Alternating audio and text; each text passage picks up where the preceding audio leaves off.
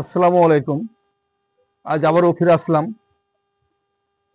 আপনাদের সামনে land service centre চ্যানেলের পক্ষ থেকে। আমি ল ক্লার্ক কামরুল শেখ। জবরদং নিয়ে আজকের আলোচনার বিষয়বস্তু। আপনাদের সামনে আমরা আলোচনা করতে চলেছি জবরদং কিভাবে হয়, জবরদম যারা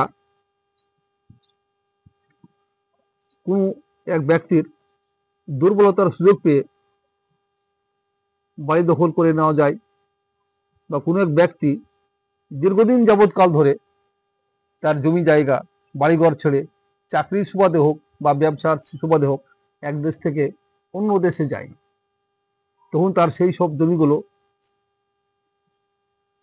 কেউ না থাকার ফলে এবং সে মালিকের দুর্বলতার সুযোগ পেয়ে অন্য কোনো ব্যক্তি তার পেশি শক্তির ফলে বা রাজনৈতিক শক্তির ফলে তার জমি এবং বাড়ি দখল করে বাড়িতে বসবাস করা হয় এবং জমিতে চাষাবাদ করা হয়। একেই বলা হয় জবরদং বা জবরদস্তি জমি দখল বা বাড়ি দখল। তো ভিউয়ার্স, এই জবরদং বা জবরদস্তি এই দখল যখন হয়, আমাদের বিএল অফিসের কার্যকরী ব্যক্তিরা সেই মাঠে মাঠে গিয়ে বা বাড়ি বাড়ি গিয়ে তখন দেখেন যে কে কোন জমিতে চাষবাস করেন, কে কোন বাড়িতে বসবাস করেন। তখন নিজে চোখে দেখার ফলে সেই মন্তব্যের ঘরে জবরদং কথাটি বা ভাষাটি লিখে দেওয়া হয়।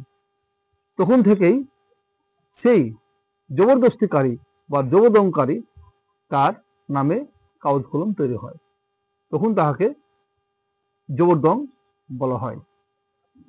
তারপরে সে মূল মালিক বা ক্ষতিভুক্ত মালিক যখন পরবর্তীকালে আসে, তাকে সেই বাড়ি ছেড়ে দেওয়া হয় না, জমিও ছেড়ে দেওয়া হয় না, সেইভাবেই চাষবাস করতে থাকে। তো ভিউয়ার্স, এই নিয়ে জমি ছাড়ার বা বাড়ি ছাড়ার অনেক আইন আছে। যাদের এই ধরনের ঘটনা ঘটে গেছে তারা কোর্টে মাধ্যমে উকিলের সঙ্গে পরামর্শ করে তার সমস্যার সমাধান পাবেন। এই বলে আজকের আলোচনা শেষ করছি।